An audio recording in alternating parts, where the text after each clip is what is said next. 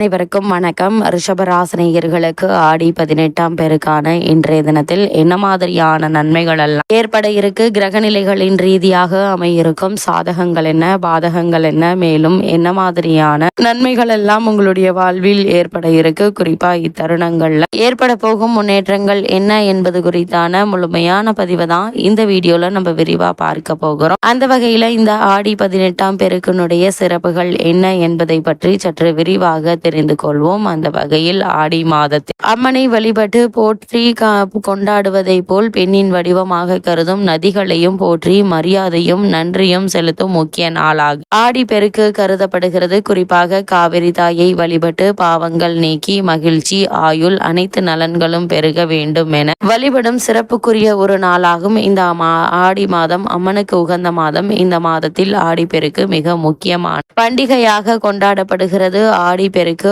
ஆடி மாதத்தின் 18ஆம் நாளில் கொண்டாடப்படுகிறது. அதனால் இதை ஆடி 18ஆம் பெருக்கு என்று சொல்வது உண்டு. குறிப்பாக இது நிலத்திற்கும் பூமியை செழிக்க வைக்கும் நீர்நிலைகளுக்கும் நன்றி செலுத்தும் ஒரு புண்ணிய நாளாகும். அது மட்டுமில்லாமல் கங்கை நதி தன்னுடைய பாவங்களை போக்க கிருஷ்ண பகவானிடம் சென்று வழி கேட்டது. கிருஷ்ணர் காவிரி ஆற்றில் கலக்க சொன்னார். காவிரி ஆறு கிருஷ்ணரிடமிருந்து பாவங்களை போக்கும் சக்தியை பெற்றது. அதனால் சந்தோஷமாக விஷ்ணு இருக்கும் இடங்களுக்கு சென்றது. ஸ்ரீரங்கப்பட்டினம், சிவசமுத்திரம், ஸ்ரீரங்கம் போன்ற இடங்களுக்கு போய் ரங்கநாதரை வணங்கியது. இந்த நிகழ்வுதான் ஆடி பெருக்கு பண்டிகையாக கொண்டாடப்படுகிறது. ஆடி மாதத்தில் தென்மேற்கு பருவமழை அதிகமாக பெய்யும். காவிரி ஆற்றில் நிறைய தண்ணீர் வரும். விவசாயம் செழிக்க வேண்டும் என்பதற்காக இந்த நாளில் விவசாயிகள் வழிபடுவது உண்டு. சிலப்பதிகாரத்தில் ஆடி 18 முக்கியத்துவத்தை பற்றி சொல்லியிருக்கிறார்கள். ஆடி மாதம் சூரிய கடகராசியில் பயணிக்கும் நேரம். இது விவசாய வேலைக்கு முக்கியமான ஒரு நேரம். பழைய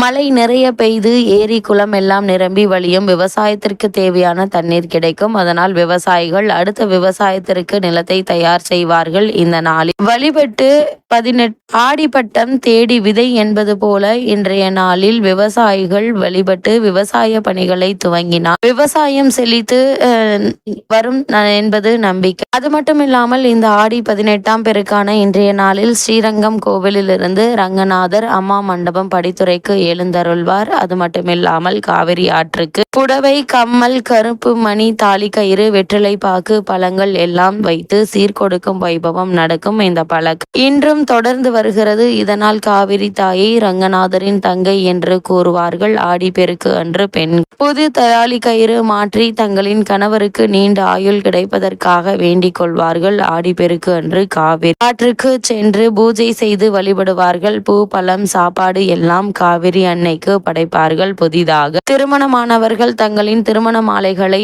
ஆற்றில் விட்டு வணங்கி வழிபடுவார்கள். இந்த நாளில் காவிரியில் புனித நீராடினார் பாவம் போகும், செல்வ வளமும் ஆரோக்கியம் பெருகும் என்பது ஐதீகம். இந்த நாளில் தங்கம் உள்ளிட்ட சொத்துக்கள் வாங்கினார் பெருகும் என்பது நம்பிக்கை. காவிரி கரைக்கு சென்று வழிபட முடியாதவர்கள் தாங்கள் தங்களுடைய வீட்டிற்கு அருகில் உள்ள நீர்நிலைகளுக்கு சென்று வழிபடுவது உண்டு. புதிதாக திருமணமான பெண்களுக்கு தாலி பெருக்கி போடும் வைபவம் இந்த நாளில் நடத்துவார்கள். மக்கள் குளக்கரைகளிலும் காவிரி அன்னையை நினைத்து பூஜை செய்து வழிபடுவது உண்டு. இவ்வளவு சிறப்புமிக்க ஆடி பெருக்கு இந்த 2025ஆம் ஆண்டு ஆகஸ்ட் 3ஆம் தேதி ஞாயிற்றுக்கிழமை வருகிறது. விசாகம் மற்றும் அனுஷம் நட்சத்திரம் இணைந்த நாளில் ஆடி பெருக்கு வருகிறது. அனுஷம் நட்சத்திரம் சனி பகவானுக்கு உரியதாக இருந்தாலும் இந்த நாளில் மகாலட்சுமியை வழிபடுவதால் செல்வ வளம் பெருகும். அது மட்டுமில்லாமல் ஆடி மாதத்தின் 18ஆம் நாளில் 6 குளங்கள் பொங்கி வரும். இந்த நாளில் நாமும் நீர்நிலைகளை வழிபட்டால் நம்முடைய வாழ்வில் மகிழ்ச்சியும் செல்வமும் பொங்கி வரும் என்பது ஐதீகம். ஆடி பெருக்கு அன்று நாள் செய்யும் காரியங்கள் நமக்கு பல மடங்கு பலனை கொடுக்கும். இது தெய்வங்களின் ஆசியை மட்டுமின்றி முன்னோர்களின் ஆசியையும் பெறுவதற்குரிய நாளாக கருதப்படுகிறது. 2 மடங்கு பலன்களை தரும் ஆடி பெருக்கு நன்னாள். எந்தெந்த காரியங்களை செய்தால் வீட்டில் ஐஸ்வர்யங்கள் பெருகும், புண்ணியம் பெருகும் என்பதையும் தெரிந்து கொள்வோம். அந்த வகையில் ரிஷபராசினியர்கள் இந்த ஆடி பெருக்கு என்பது பெருக்கத்திற்குரிய சிறப்பான நாளாகும். ஆடி மாதத்தில் நாம் என்ன செய்தாலும் அது இறைவனை சென்றடையும். இந்த நாளுக்கான பலன்கள் நமக்கு 2 மடங்காக கிடைக்கும் என சொல்லப்படுகிறது. அப்படி ஆடி பெருக்கில் என்ன வேண்டும் வழிபாடு செய்கிறார்களோ அதற்கான பலன் பல மடங்காக கிடைக்கும். இந்த நாளில் நீர்நிலைகள் பொங்கி வரும் என்பது ஐதீகம். நீருக்கு நன்றி செலுத்தும் நாளாக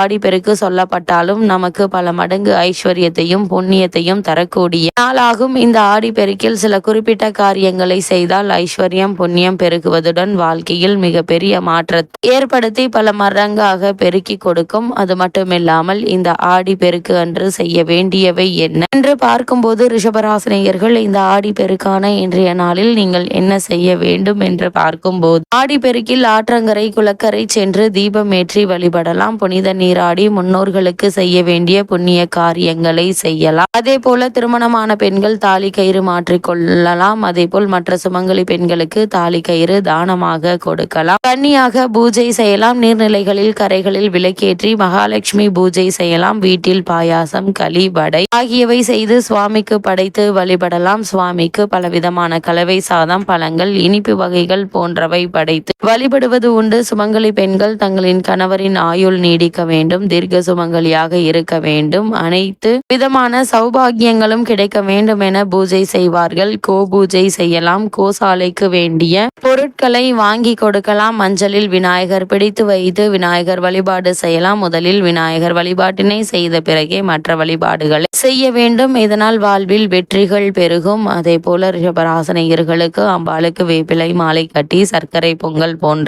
இனிப்பு செய்து வைத்து படைத்து வழிபடலாம். அதே போல் ஆடிப்பெருக்கு அன்று வீட்டில் தினசரி சமையலுக்கு பயன்படுத்தப்படும் பொருட்கள் குறையாமல் இருக்கும்படி வாங்கி நிரப்பி வைக்க வேண்டும். ஆடிப்பெருக்கு அன்று நகை வாங்க முடியாதவர்கள் மஞ்சள் கிழங்கு சிறிதளவு வாங்கி வைக்கலாம். தங்கத்திற்கு இணையான மஞ்சள் வீட்டில் செல்வத்தை பெருக வைக்கும். ஆடிப்பெருக்கு அன்று குபேரருக்கு குபேர நாணயங்கள் வைத்து அர்ச்சனை செய்து குபேர பூஜை செய்து வழிபடுவது சிறப்பானது. சூரியன் புதன் சேர்க்கை நடைபெறும் நாளே இந்த ஆடிப்பெருக்கு என்பதால் நவதானியங்கள் வாங்கி வீட்டில் வைத்து வழிபடலாம். நவதானியங்களை மண்ணில் விதைக்கவும் செய்யலாம். அதே போல் மகாபாரத போர் நிறைவடைந்து தர்மம் நிலைநாட்டப்பட்ட நாள் ஆடி 18 என புராணங்கள் சொல்கின்றன. இதனால் இன்றைய தினம் பாகவதம் பகவத்கீதை வாசிப்பது மிகவும் சிறப்பானது. அந்த வகையில் ரிஷபராசினியர்களுக்கு இந்த ஆடி 18ஆம் பெருக்கான இன்றைய நாளில் குரு சுக்கிரன் மற்றும் சூரியன் ஆகியோரால் நன்மைகள் ஏற்பட இருக்கு. ஜீவனஸ்தானத்தில் நிலை கொண்டுள்ள சனி மற்றும் ராகுவினால் நன்மைகளும் சிரமங்களும் கலந்தே ஏற்படுங்க. குடும்ப பொருளாதார நிலையை பொறுத்த வரைக்கும் முன்னேற்றம் நிறைந்ததாக அமைய இருக்கு. அதே போல இவ்வளவு நாட்களாக நிறைவடையாத காரியங்கள் கூட